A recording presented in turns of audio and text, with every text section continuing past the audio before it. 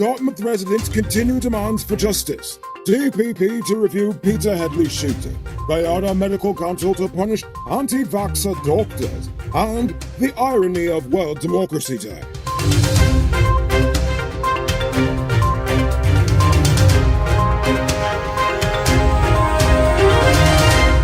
I'm Mauricio Balford and welcome to tonight's edition of Uncut News. Residents of Dartmouth continued their protests into a second day. They are demanding that justice be served regarding the shooting death of 29-year-old businessman Orrin Boston.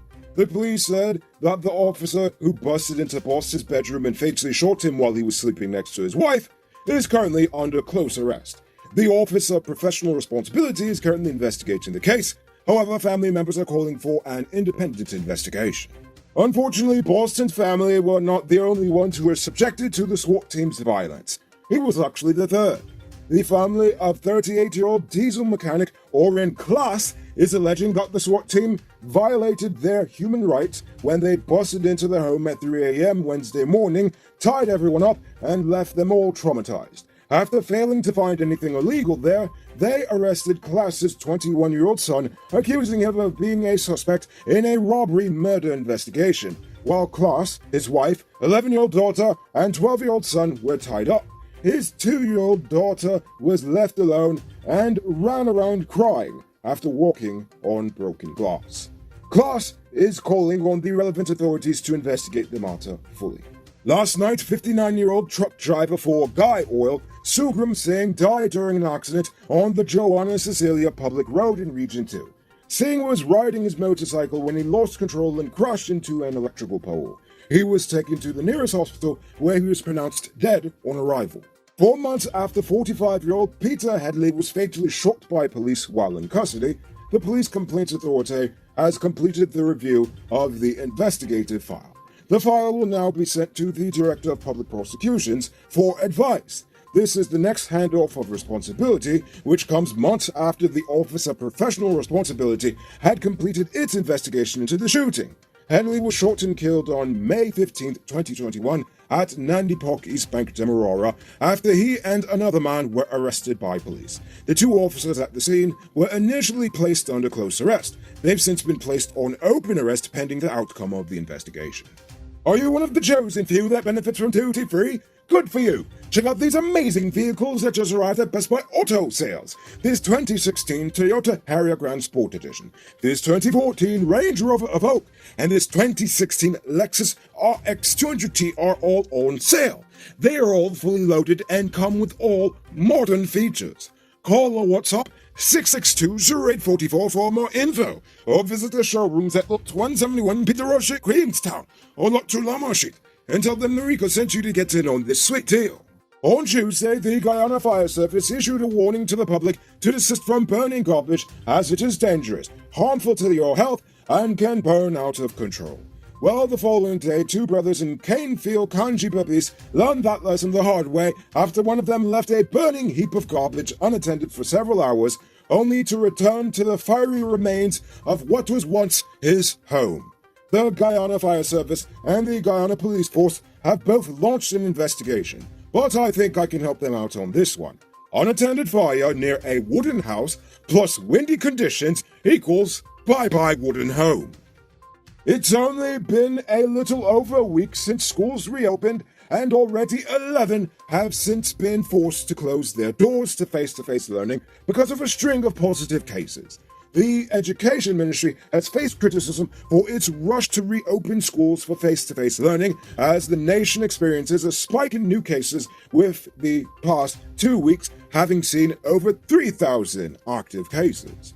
Still, the Minister of Education is standing by the decision to reopen schools for in-person learning with strict protocols in place. Several nursery and primary schools were reopened last week on a rotational basis, while the secondary schools are yet to reopen because, all of them are getting vaccinated. Don't miss the grand 50% off sale and get a free 1-month Digicel Prime bundle plan. Available at City Mall, Starbrook Square, Regent and Light Street, Marcy Turkine and Marcy Providence. Shop early, limited stocks available. On Wednesday, Police Commissioner Nigel Hoppy disclosed that prior to the start of this week, some 75% of police ranks had received their first dose of the vaccine, while only 31% received both. Additionally, 90% of the GDF have received their first dose, while some 43% have received both.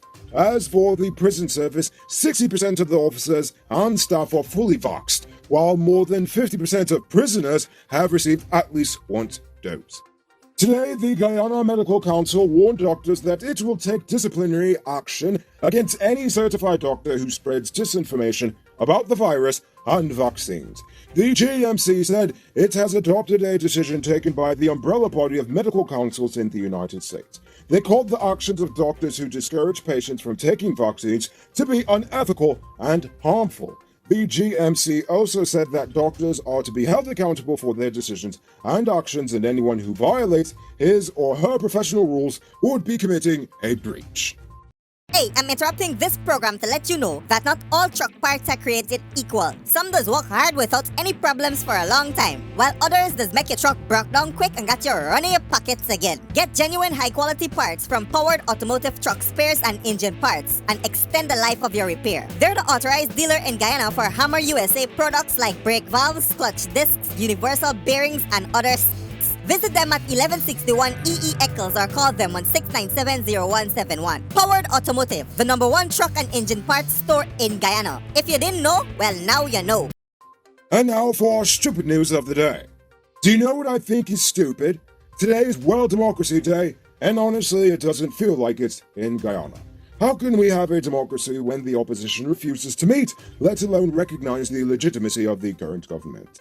Just this action alone has stalled the appointment of several important governing bodies of this nation, like the Petroleum Commission and the Judicial Service Commission and others. With the absence of key figures in government, the state is then forced to act without the consent of the opposition, meaning that in essence, by choosing not to give the government power by recognizing them, the opposition is wasting the political power their supporters gave them by voting for them to actually represent them at the table when it comes to these decisions. Speaking of supporters, how can we call what we have a democracy when the parties who have held power in this country have never even uplifted their own supporters?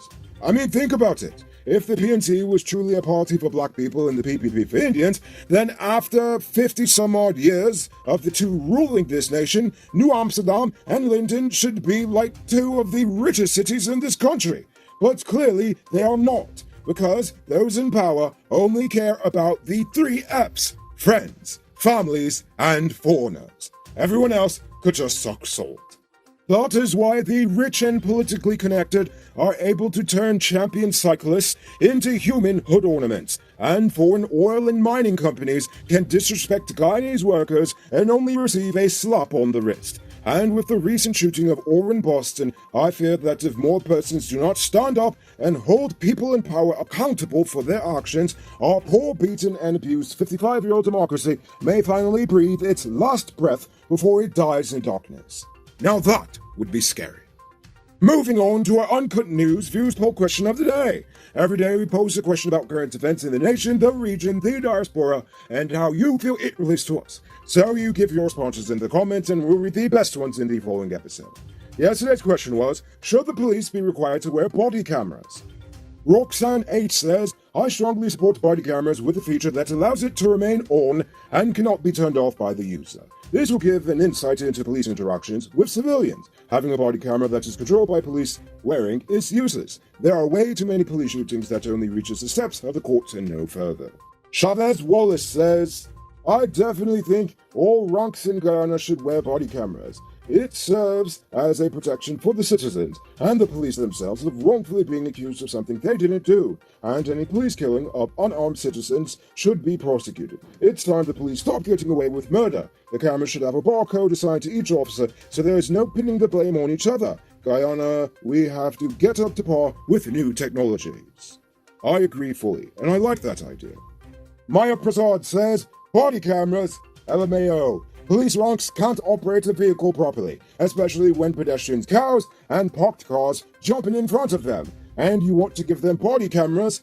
My brother, if top politicians in top ranks are never accountable, why would the people under them be any better? We're still waiting for the train wreck of the police force to solve the Henry and Singh murders. Oh gosh, unfortunately I agree with that too. And finally, Sharon Davis says, this country is full of trickery. So body camera or not, injustice will still happen.